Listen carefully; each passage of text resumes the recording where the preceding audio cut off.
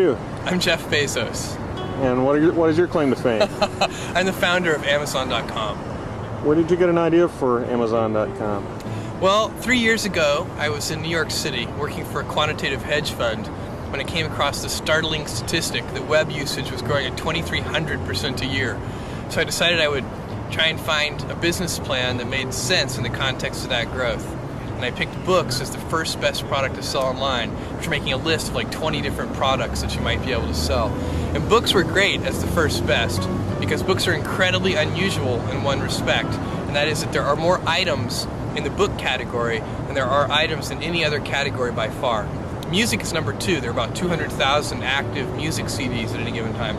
But in the book space, there are more than 3 million different books worldwide active and in print at any given time across all languages. More than 1.5 million in English alone. And so when you have that many items, you can literally build a store online that couldn't exist any other way. And that's important right now because the web is still an infant technology. Basically right now, if you can do things using a more traditional method, you probably should do them using the more traditional method. What kind of inventory do you keep?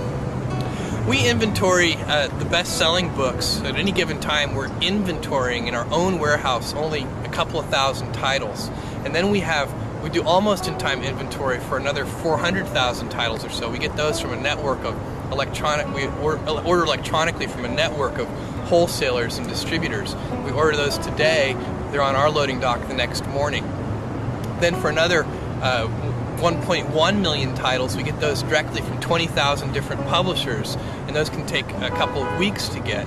And then there are 1 million out-of-print books in our catalog. We have a catalog of 2.5 million books altogether. Those 1 million out-of-print books, some of them we can get and some of them we can't, but we find them if we can, and then we ship them to our customers. We do kind of a search on those. What's almost-in-time inventory? Almost-in-time inventory is the phrase we use to describe a whole selection of books that we offer. It's basically the things that are, below the 2,000th best-selling book up to the 400,000th best-selling book. Those are titles that we can get from a network of more than a dozen different wholesalers.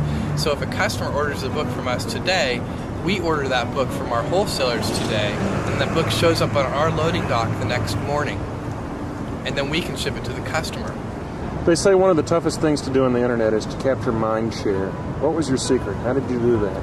Yeah, even more generally, I agree with you that capturing mind share on the internet is extremely difficult.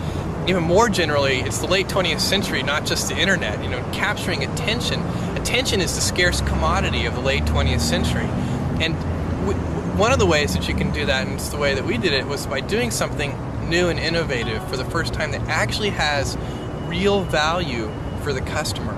That's a hard thing to do, but if you do that, then newspapers will write about what you're doing, customers will tell other customers, and you'll get a huge sort of word-of-mouth fan-out, and that can really drive and accelerate businesses, and that's what happened with us. In the first year of opening Amazon.com to the public, we didn't do any paid advertising, and all of our growth was fueled by word-of-mouth and media exposure. I saw little ads at the bottom of the column of the New York Times. That was our very first advertising. We don't do that anymore, but at the very beginning, we did little tiny ads at the bottom of the front page of the New York Times. I thought that was very clever. It's sort of using a URL as a macro, because I read... Then it expands. We're a bookstore, click here. Right. That's a great way to think of it. And it worked very well, apparently. I don't know, the problem with that kind of advertising is it's extremely difficult to track.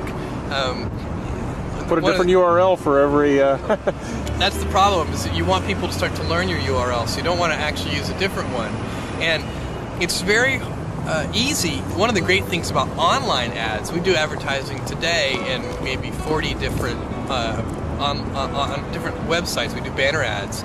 And that advertising is very easy to track in terms of knowing how effective it is. So we know for each piece of creative in each venue, not only how many click-throughs we get, but how many sell-throughs we get, and how many dollars of revenue it generates per ad dollar spent on that creative in that venue. And that is a sort of a marketer's, nirvana in a certain sense. Well, it's an exciting place to be on the web right now. Oh, it absolutely is. I mean, it's just incredible. What's really incredible about this is that this is day one. This is the very beginning. This is the Kitty Hawk stage of electronic commerce. We're moving forward in so many different areas, and lots of different companies are as well. And the late 20th century is just a great time to be alive. You know, we're going to find out that I think a millennia from now, people are going to look back and say, wow, the late 20th century was really a great time to be alive on this planet.